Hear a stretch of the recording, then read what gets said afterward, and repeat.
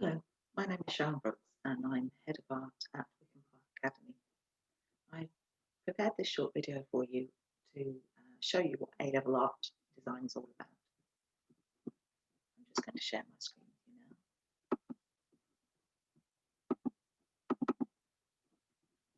now and show you this video.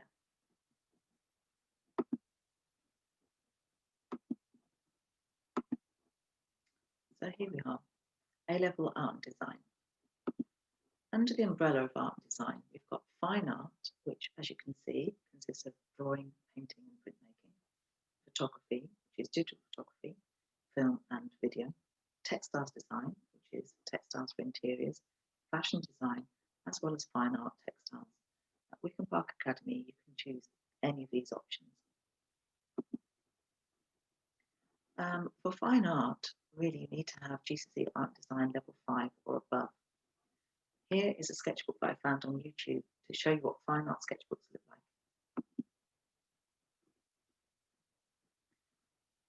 So it's just preparing video.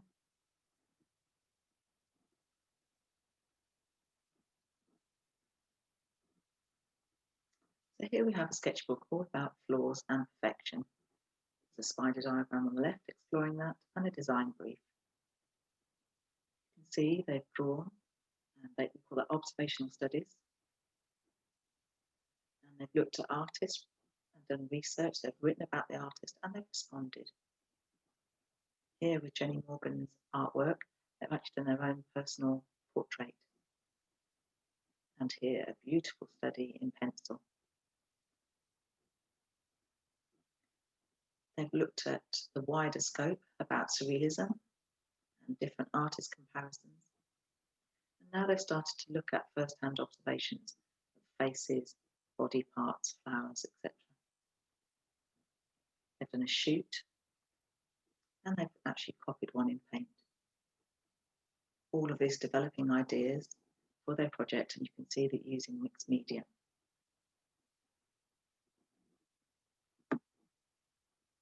Now they've started to review their work and thinking where they're going to go next and what are their ideas for a final piece. And now we can see there's more artists' ideas. Some beautiful studies now.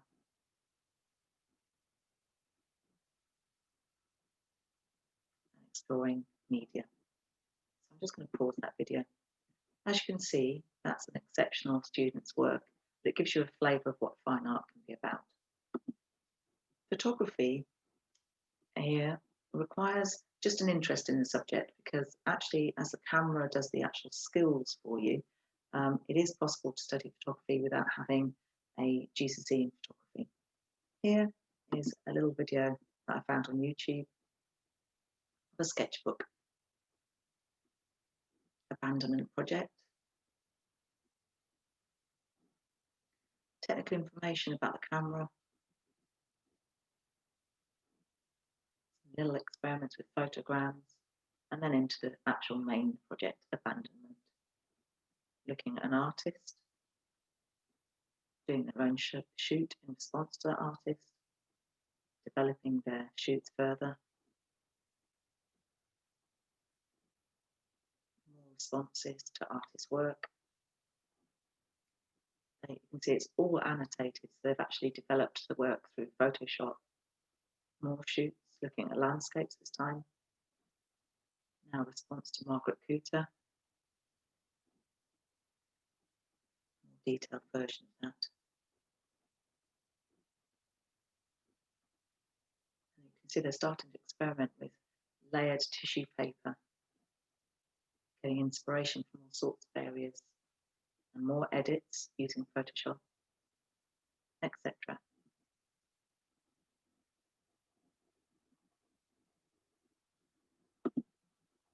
So that was a flavour of A-level photography. Now we have textiles design. Textiles design, as I said before, incorporates fashion and fine arts textiles. So here is a sketchbook I found on the internet for you to have a look at.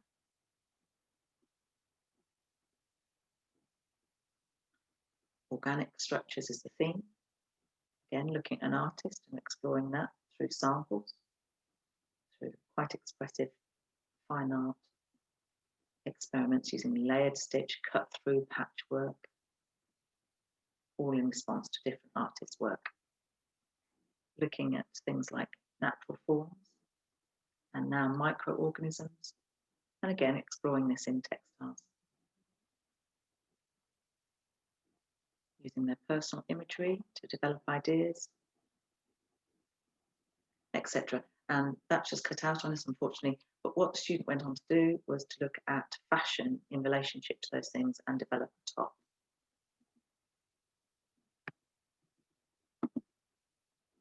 So you'll have seen from that we cover 4 main assessment objectives in art and design.